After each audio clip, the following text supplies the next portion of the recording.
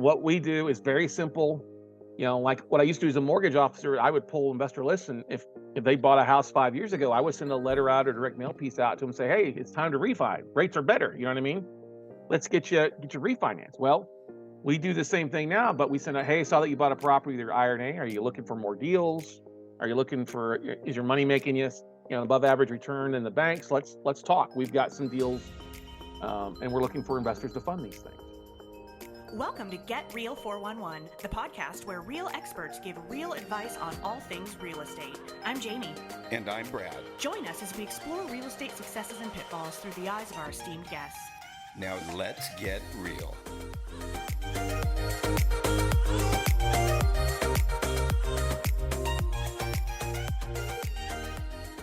Today we are super excited to have Scott Carson on the pod with us.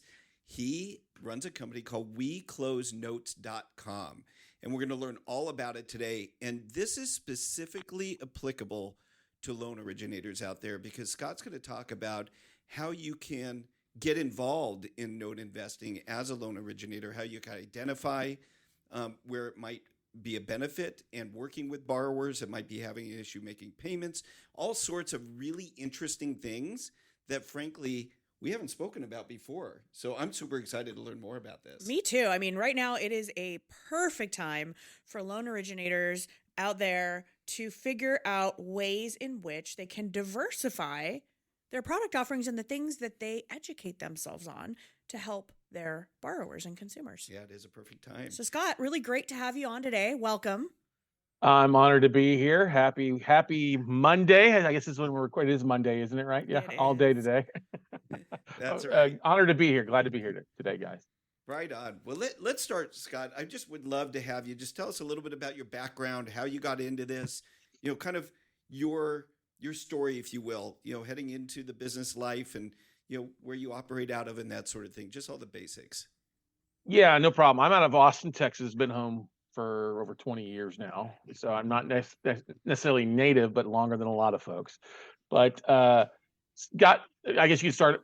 My finance background was I was a financial advisor for a little while, got laid off for a few years, and then got back into finance roughly about 2002, 2003 as a banker for JP Morgan Chase, as a top banker for Chase here in Austin, Texas, and throughout the big Lone Star State. And always interested in real estate investing and stuff like that. And then I had a buddy of mine that used to work with me as a financial advisor, started a mortgage company. And he said, hey, this is back in, 2000, late 2003, 2004, when things were getting kind of crazy. And he's like, I'm traveling across the country. We got a couple of real estate investors we're traveling with that's going to all these big seminars and stuff like that. I could use some help. And I said, okay, well, all right, well, let's do it. So left mortgage origination from the bank side and became a mortgage broker and started doing different investor loans. I mean, literally overnight, I was speaking in front of like 500 to 1,500 different investors and doing a whole variety of different, adjustable rate mortgages, option arms, fixed, flip, all those different types of mortgage products for a while. And started dabbling as an investor along the way, buying real estate and do some stuff with that. And then when everything hit the fan in 2008, like we know it did, almost overnight, the music stopped.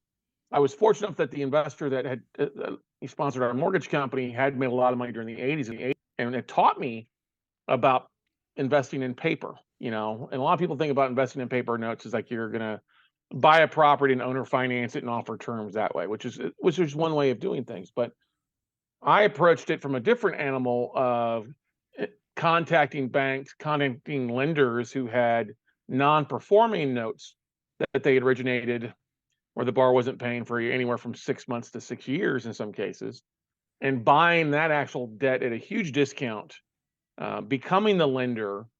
And then we make our money by reaching back out to the borrower, said, hey, what happened? What country western song do you want to give me? Did grandma get run over by a reindeer? Did old Yeller die? What happened? And let's work out some sort of payment plan modification for you. If you can't work out a payment plan, do you have somebody who can take over the loan? If not, do you want to walk away from the property, or do you want to sell it? Or we could do a short sale. If you don't want to work with us, then we have to go the legal route to foreclose and go that route. So That's really what I've done the last 15, 16 years is just buy a crap load of non-performing mortgages from different banks and lending institutions across the country, over $1 billion in distressed debt on residential commercial properties. And that's why they call me the note guy. Well, Is we buy notes, we that close is notes. Does that make sense? really, really cool. After the Great Recession, when Brad and I, unfortunately, the company we had closed its doors, I found myself in an executive role on the foreclosure side of the business. So very familiar with, let's just call it what it is. Very familiar with all the red tape that homeowners had to go through just to start one path, whether it was, can I do a loan modification? That conversation never happened in tandem with what happens if I can't, or is there another way to work this out?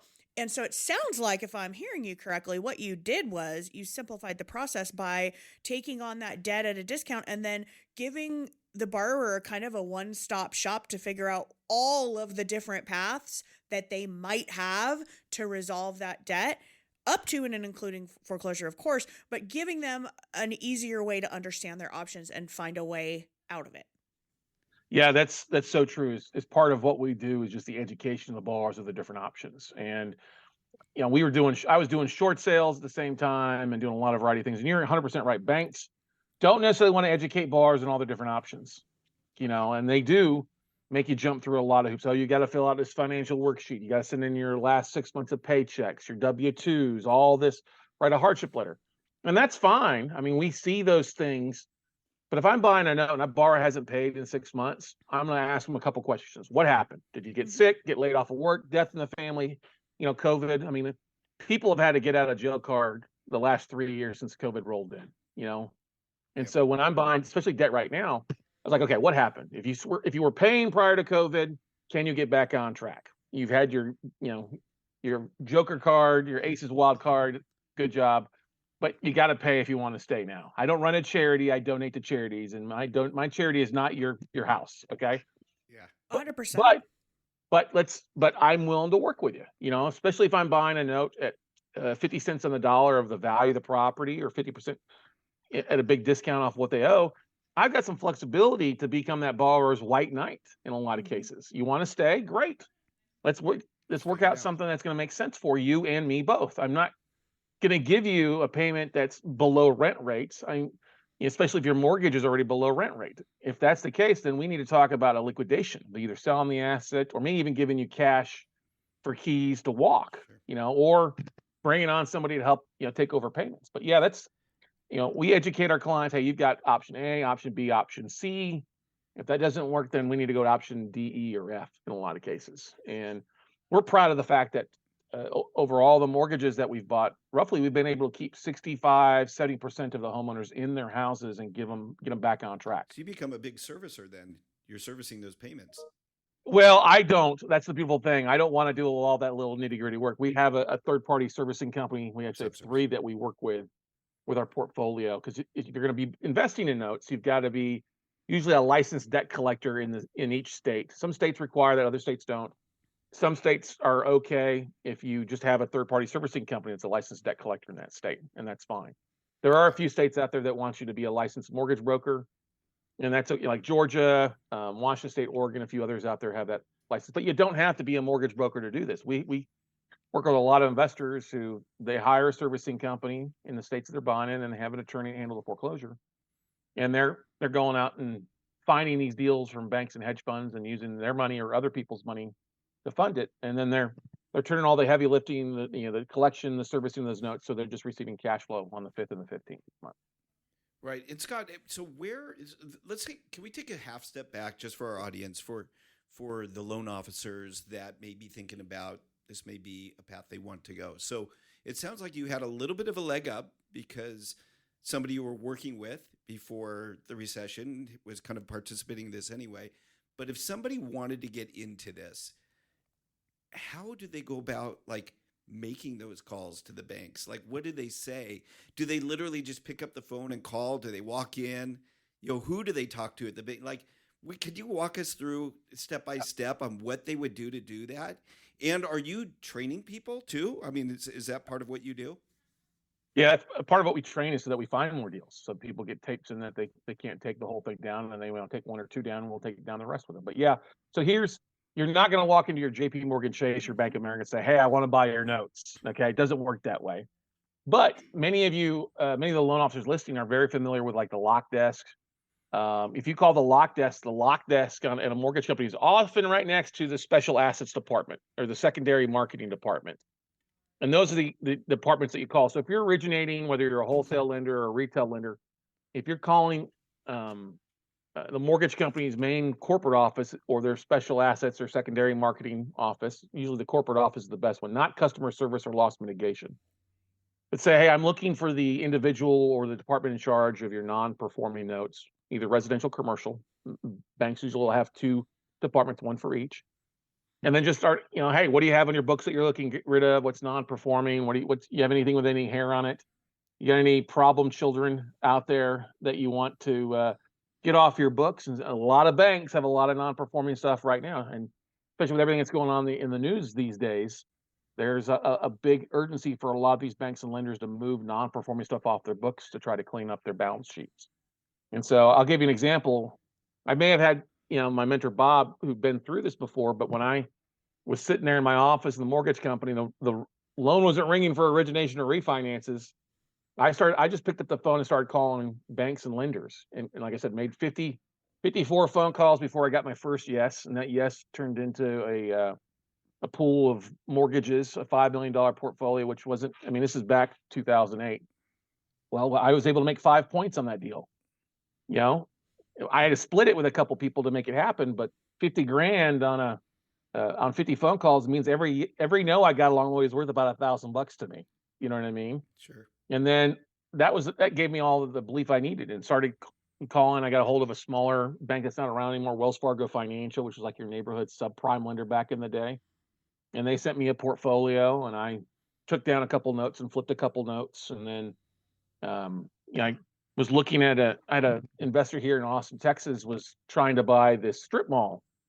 And we were at the local real estate investment club, and he was talking about this deal that the note got sold out from underneath him, so he couldn't close on it anymore. I was like, the note? I was like, oh, let me check into it. So I pulled up the title work on that asset and found out that it was a Greenpoint Mortgage, Oh yeah. which was Capital One's commercial lending department. So I just started dialing for dollars, calling Capital One. I don't know, over 3 weeks and 70 phone calls. I can't tell you how many times I got transferred to India or Pakistan. It was, hello, my name is Steve. No, it's not. I'm not in the right department. Can you transfer me to the right department? And finally, I get to this lady, Amy, up in New York State, and she's like, yeah, I'm the right person. I'm like, oh, awesome. I was like, I know that you just sold the note on this one property on Airport Boulevard here in Austin, Texas. What else do you have? She's like, oh, I got a crap load. Let me send you. So she sends me this 33-page PDF, okay? And it's just loaded with all their small balance commercial loans that were below $1 million. It was so much, it was in like 6-point font. Okay. I had to pull up a magnifying glass to read it all. And it was stuff all across the country. And I'm like, oh my God. She's like, I'm like, I can't buy this all. So she's like, Scott, we don't want you to buy it all. Just buy something. Just buy something. And so there was a 8-unit apartment complex in San Diego that was worth 700. They owed like 560 and some change. They sold the note to me at 375. I flipped it to a local investor for 415. Like 2 weeks later, I had it under contract. Don't have to put any more earnest money down, and I just marketed it to my investor database and made 35 grand and flipping it. He ended up making 80 grand 8 months later, but 35 grand in a matter of a couple of weeks was good for me, especially since it was having a hard time originating at that point. So I just started calling all my lending contacts, who those were still in business and who were still lending. Hey, do you have anything? Do you got anything's on a warehouse line that isn't performing that you're looking to sell? What problems do you have that I can take a look at and maybe solve for you? Scott, it seems to me like, and maybe it's easier than this, but to me, it seems like it would be difficult. Like these asset managers that are dealing with these non-performing, like, don't they have already resources, people that they like their go-to people? And you call in and they're like, oh, yeah. And so you have to kind of build a relationship with them. I mean, isn't it similar to a loan officer who's trying to get business from a real estate agent? and I already got my guy, right? And so you hope for a rainy day where you could be the one bringing the umbrella in. But is it different than that? So part of that is yes, they may have their one or two people that buy in specific areas, but you have to realize a lot of lenders have stuff all across the country instead of just your backyard. So that's the thing, is that they're looking for people that are buying in multiple markets. Now, if I was just trying to buy in Austin, Texas, I'd have gone broke and bankrupt a long time ago. Austin's a very competitive market, has been for over a decade. But I get these lists in from across the country, 200, 400, 1,500 non-performing notes. There's usually not a lot of buyers out there buying a lot of this distressed stuff compared to your fix and flippers or your other banks. A lot of your banks and lenders, they want performing paper. They want stuff that maybe is only scratch and dent, where there's some issues missing, a TL, a good faith or till or something like that, or the FICO score is different after closing. You know what I mean? Well, and I But think for some of the bigger guys, like a $35,000 profit in 2 weeks on a onesie twosie thing is probably not worth their time. They're probably looking at much more grandiose, groups of investments that net them much larger numbers. And so it gets into that same trap, right? The trap of you're the homeowner and you're in trouble and you're calling a department to try to work something out, and they start to send you down one path, but really there are 4 solutions for you. You've also figured out that you could, at least back then, be the guy that was willing to take the smaller stuff. Maybe the payoff wasn't massive, but it is when you start to add up the different units that you're working with.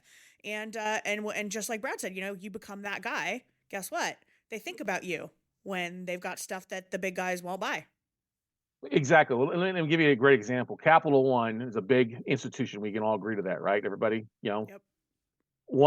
their asset manager made a mistake by sending out an email one day, and she carbon copied all the note buyers versus blind carbon copying everybody. Okay, you're laughing at over there. I see you laughing, and it. Reps do that all the time, and Who doesn't happen, right? Yeah. But so there, I have their full list of note buyers from all across the country. How many people do you think were on that list? I'm guessing less than 50.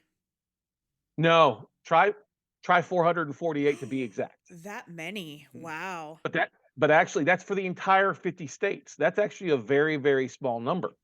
Now, there are bankers and institutions out there. These guys are paid to keep the portfolio going and make sure it's going good.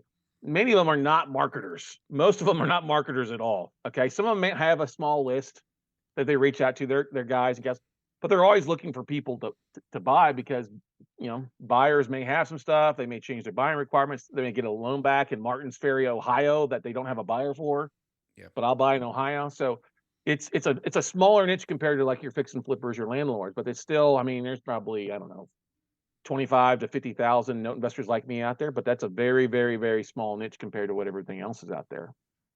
And so they don't have a lot of choices. So that's interesting. So now, okay, going back to, I'm the loan officer. Yep. I think I want to get into this. It sounds interesting to me. I've heard about it. I don't have the money to buy those notes. Do I talk to you, Scott? Is there, how do you get investors to help you with that, to get that started? So one of the great things that I learned about from being alongside real estate investors was learning how to find investors with capital. And it's a really easy thing. You can go to your local real estate investment club association or your conferences that are doing fix and flips or stuff like that. That's a good place to network. But I like shooting fish in a barrel. Who doesn't like easy targets, right? So I like to go to the county records. I like to go into the appraisal district and doing a search out there. Now, and a lot of investors will have something called a self-directed IRA. And there's companies like Equity Trust out of Ohio is one of the biggest ones across the country. Quest Trust out of Houston, Texas. There's about 50 different self-directed IRA custodians where people will start an IRA account that they can use to buy a real estate with, or they can use to lend money out of, or to buy a note with. So you can literally go to the county appraisal district in most states or most counties and type in Equity Trust or Quest Trust, and it will pull up a list of everybody that has used their IRA to buy a piece of property. If you go to the county clerk of every county and do the same search and look for a deed search, you'll see anybody that's lent money out of their IRA in a private loan to other investors. And you immediately know you have something in common with these people. They're A, investors, B, they've got money, and C, they're looking for deals. And what we do is very simple. Like what I used to do as a mortgage officer, I would pull investor lists, and if they bought a house 5 years ago, I would send a letter out or direct mail piece out to them and say, hey, it's time to refi. Rates are better. You know what I mean?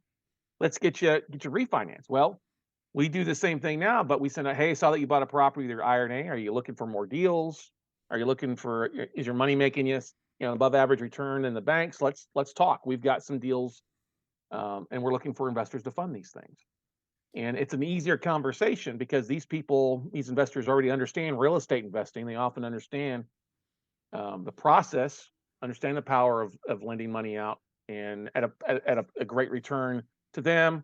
It's better than us going and get like a hard money loan at 12 or 15%. And it's something that can be passive income for them, and it's a win for us because if we're borrowing at 6, but we're making 12% or more, we're arbitraging the difference and making money without having to use our own money. And do you have to set up a fund to be able to do that? No, you don't need to set up a fund to do that. I mean, you can if you're going to do bigger things, but usually you're going to start off onesie twosie, right? You're going to buy one note here, get your feet wet, 2 notes here. What we do is if somebody's going to bring less than 250 grand, we'll put them in 1 or 2 note deals, give them a flat return on it, and they'll be code named on the assignment that gets recorded with the title. If somebody's going to bring $250,000 or more, we'll create a special purpose LLC where they're partners in it. We are in the process of creating a fund, a Reg A, and raising a lot of capital so that we can take advantage of all the different opportunities that are coming across our desk right now. So yeah, you don't have to. I mean, a lot of people are like, oh, you got to have 5 million or 10 million, and that's what people used to think they used to have 5-10 years ago. I bought notes as cheap as $7 before. Okay, I'm looking at 31 assets right now, worth about $2 million, and we're going to pick it up for just under 279,000. Wow. They owe about 1.1 on it. There's quite a bit of equity there. But we're picking up at roughly 25 cents on the dollar because they're pretty distressed. Wow. And then do you have a team then that helps you in making, communicating with these folks and trying to make them perform it? Yeah, that's the great thing about us having a servicing company. They're getting paid for a non-performing note. You're going to pay them somewhere around 75 to 95 bucks a month. They're going to do the borrower outreach. They're going to send out the statements to make sure it's Dodd-Frank compliant with the statements every month. They're going to collect the payments. Most states, they want you to, be a licensed debt collector. So you're collecting the payments. And then I get a spreadsheet every month, or I can log into the portal and say who paid, who didn't pay. But what about the communication with them as far as trying to work it out? Hey, I can't make the payments, but I'm going to bring my uncle in, or, those things that we talked about at the beginning. Is that the servicing agent that's doing that with your directive? Yep, exactly. So when we buy, I'll give you a great example, like this portfolio I'm buying. I already know that probably half of them are get reperforming with just a quick letter campaign. Hey, we want, you don't even paid. This is your opportunity before we start the legal process to foreclose on you. And we have them contact our servicing company. And I've already directed my servicing company, hey, when these borrowers call you, borrower A, we're willing to do A, B, or C. If they can't do that, then we'll go to D. Borrower 2, I'm willing to do this, and here's the numbers I'm willing to modify or willing to adjust things for. So we kind of direct them. They handle that outbound call or inbound calls, and then they'll actually create the documents and then send it over for me to sign off on and verify. Or if like the borrower comes back, say I wanted to bring, say, $3,000 to the table to reinstate their loan, but they only have 2,500. Well, they'll come back to me and I'll say, okay, yep, that's fine. We agree to that. We'll have them pay $100 extra a month for the first 5 months or something like that. But yeah, I'm not on the phone. I mean, I've been on phone calls with plenty of borrowers before, and I've been through that licensing, so I could do that. No, I don't want to do that. I don't want to hear about grandma got run over by a reindeer for the 12th time. Most people want to stay in their house, are good people, but you have that small percentage who will lie, cheat, and steal so they don't have to make a payment for an extended period So of it time. sounds like you're analyzing these notes as you're onboarding them with your servicer. You're giving them your guardrails. You've seen, I'm sure for everyone you see, you've probably seen 5 like it or more over the course of the time. And so okay, here's what we're willing to do. Here's how far we're willing to go here, because we know the probability of outcome on this. Go run with it. Make sure we're compliant in whatever path the borrower chooses. I don't need to know. Here are your guardrails. Give me my report. If something isn't going the way we want it to go, we can relook at them on an individual basis. Interesting. Exactly. So like I know ahead of time, one of the part of our due diligence is besides just looking at the value of the property, we also look at the collateral file, the loan file, these things that we create. Now, as a loan officer, we're creating loan qualification packages, right? For this is a loan dequalification package on the note investing side, because I'll see the hardship letters, I'll see things that they've sent in. I see the call logs that they've called into the servicing company and said, "Hey, I've got an issue or I need some help with that." I bought a loan one time when a lady had been trying to modify it for over 4 years, and all of her hardship letters and tax returns, all that stuff was in there. And the loan had been sold 4 times. And I get it as part of a portfolio. I'm like, why has this not been modified? This lady's already outlining what she can afford. And at the price point that they're willing to sell it at, they're going to lose money. This is like almost a 80% cash and cash return to me in my first year. And I'm like, why? And I was like, I'll take it. It wasn't a big deal. The lady owed 60 grand. House was maybe worth 35. She'd refinance and then the market lost. Her husband got sick, had a heart attack, was out of work for a couple of years. The lender, it was a throw off note to him. Like you said, it was small valued asset. I was like, okay. I picked it up for 12 grand. The lady was able to bring 5 grand in the first year extra to the table. She made her monthly payments. Yeah. So at the end of the first year, I reduced her interest rate from like 8.5 down to 0, and reduced her balance of what she owed from 60 down to like 37, because that's what the value of the property was. So every payment she made went to principal and interest, or just principal basically. So she then paid the house off in 6 years versus it taking her 33 years. Now, I made 10 grand on my $12,000 investment the first year, and then cash flow for another 6. Yeah. You also kind of Nope. did the right thing, huh? Because at the end of the I day, you did. just helped a person that really Yeah. had a genuine issue and struggle That's right. keep their house. That's a great thing. Exactly. Like I said, we try to do that most of the time. And a funny thing is, 6 months into the deal, she sends me a postcard for Christmas, and it's got the whole family, her and her husband, Sheila, William, and their 3 daughters, and their first grandkid who had been born. And they named the grandkid Carson after me for helping them stay in the house. Oh, So that's amazing. that's a great deal. On the other side, we got another deal that is dragged on 19 months. We've had to foreclose. Borrower tried to file bankruptcy, and that got kicked out of court. We tried to offer them a mod. We tried to offer them a settlement, and we just evicted them 30 days ago after it being delayed 90 days because it's down in South Florida. But that's Scott, a high end property. But it's for every good Sheila and William we work with, we would deal with a-holes as well too from time to time. Do you make a decision on judicial versus non-states? That's a good question. I'm not against judicial states. I just don't I don't buy in New York or New Jersey. Those are the 2 longest. 2 years in New Jersey to foreclose unless it's a vacant asset, and 3 years in New York. Then however long it takes you to evict the tenants after that. But I will buy in God's waiting room, which is Florida. That's about 12 months. South Carolina, I'll buy there. Ohio's about 9 months. Kansas is about a year. So I'll buy in some judicial states. I just avoid the longer, really long ass ones. I mean, one of the great things is when we're looking at these files and stuff, we can see if the borrower's been proactive. If I know that the borrower's been proactive in reaching out and trying to come to an agreement of some sort, I'll usually buy it, excluding those couple states. So you get to see that documentation before you buy it? Yeah. Oh, interesting.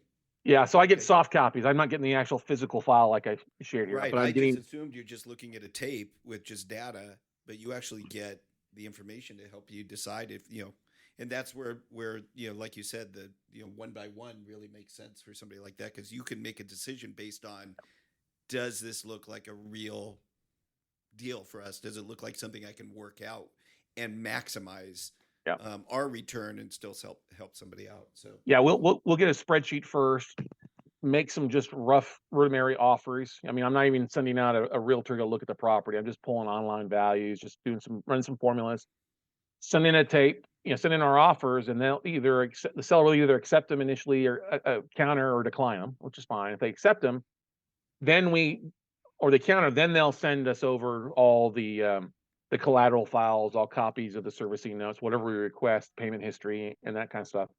And then we're looking through that to see, okay, is the borrower making payments? What's going on? We'll pull title, of course, to see if there's any other liens on the property or stuff like that too.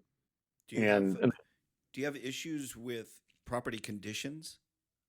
Yeah, sometimes you will. I mean, when we do when they do accept an offer, then we'll start paying for somebody to go out and look at the property. Yeah, Now, we're right. not going to get interior access most of the time.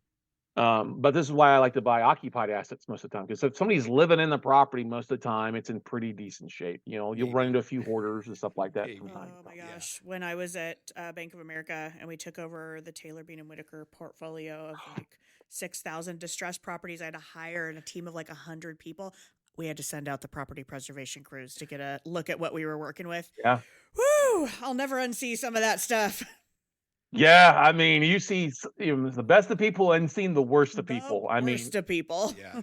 yeah. Actually, I remember that when they took that over, bought some assets from TBW back in the day. And, one of the great things about Bank of America back in the day is they had that whole titanium program. And they first started Equator back in the day for a lot of agents out there to handling short sales and stuff like that. But yeah, we'll use a third-party vendor, realtor, BPO company to go out, take photos of the exterior, Yeah. and then we can often tell a lot about the interior based on the notes and what's going on with the Or exterior. I mean, zooming if in it's on the window that's open. yeah, yeah, exactly. If the door's wide open and it's been open for 2 days, it's probably not a very good. Right. If it's been vacant and unsecured, we don't even touch it because we Oh, know the it's vacant probably and unsecured are trash whew, out. those were the worst of the worst. People Yeah. get mad that they couldn't make their payment and they have for some reason they feel like they need to destroy everything in their wake as they leave. What's so funny about that is we also will put insurance on. We put forced place insurance to protect our investment. So if they go do that, I just laugh. I mean, thank you. I get an Yeah. insurance check Sure. now and still Yep. You get can a brand new property if you rehab have to take and it. then I can Yep. still file against you for the damages. I Sure. don't usually go after them for like a deficiency or anything. We'll just 1099 them for the damages and the lack of payments. Sure. So Scott, if there's somebody that doesn't have the resources, doesn't have the investors, but can bird dog, they maybe have some connections, they don't mind making the phone calls to servicers and that sort of thing. Can they work directly with you? Yeah, we have definitely been doing. We worked with people all across the country that get started off, and it's kind of why we started teaching actually, because I was making phone calls and getting stuff in that I couldn't take down myself. So it was a great way for me to start teaching people how to do this, to move more product, but also get more assets in. So that's why we started the podcast, the Note Closer Show. It's also why we started teaching our workshops, just because we call it Note Buying for Dummies. Yeah. It's just a way to show people how to find what to say, what not to say, because there's definitely things you don't want to say to an asset manager. You don't want to say, "Hey, I'm bird dogging and flipping this." Yeah. Bankers don't Yeah, like yeah, to yeah. hear that. They want to Yeah. hear that you're buying for your own portfolio. We show them how to market to find, actually how to go to the county records and what to send out to them, what to say to investors to raise capital. Then also how to evaluate what the hell you're looking at when you get a tape. I mean, I've seen some of the best agents have like breakdowns looking at a tape of assets, like, "Oh, where do I begin?" Right. Or they're not all deals. There's a lot of duds in the deal sheet, and filter down. We always like to tell folks, hey, start off like 3 to 5 states that you're comfortable with, and work through a few deals. And we've got a really great Facebook group of our students and listeners and stuff like that out there to ask questions. And yeah, we've got some coaching and stuff like that. But So it's part of Scott, the you had podcast mentioned, is to help people kind of understand the process yeah. and then digest it little by little. Yeah, honestly, that's what really attracted us to it, because we do think that this is going to have some appeal. And you had mentioned to us that you wouldn't mind for our audience giving a little weekend. So it's a weekend course that you put up, Yep. I think it was. Yeah, it's called Note Weekend. It's a Yep. 1-day course that we usually do the third Saturday of the month, and then we restream it on Sunday. It's usually $99. It's me teaching from basically 9 a.m. to about 2-3 o'clock in the afternoon, going through how to find, fund, and flip. Just giving you the Cliff Notes version, and allow you to dip your toe in the deep end, see if it's something that you like, and Yep. then you get that for free. Awesome. Why don't we do this? If you go to noteweekend.com and register for the class, and use the discount code real 411, right? Mhm. Yep. Real 411, no space, all caps, you'll get the class for free. And if you can't make Awesome. it on a Saturday, don't worry. We'll send you the replays, the most recent ones, so you can watch the replays and go from there. And then And we'll make sure to put that in the notes below our post as well, Scott, along with your website.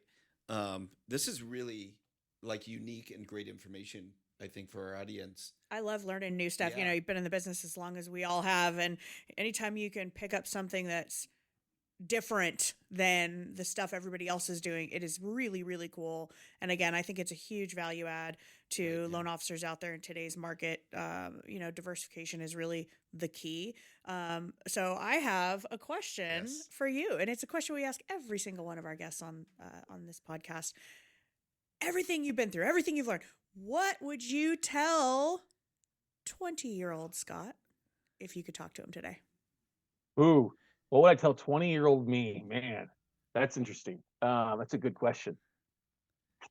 I would simply say stay on the path that you're on, because I look back now on the changes, the jobs that I've had, going from one thing to another, going from working at Enterprise Rent-A-Car, Rent-A-Wreck is the first, management training taught me what I didn't want. That led me to sales at Verizon. That led me then to Chase Bank. And that led me along the path to prepare me to where I'm at for today. And I would say, stay humble, be coachable. I think we all have people presented in our lives that sometimes we think we know more than we really do. And people are coming to us from a coaching or a mentoring aspect. And experience is worth a life, worth so much when you can sit down with somebody one-on-one and really gain that experience. If somebody's willing to give you that information, take the time to share it and just shut up and listen. God gave you two ears and one mouth. You should be doing that in that ratio. You know what I mean?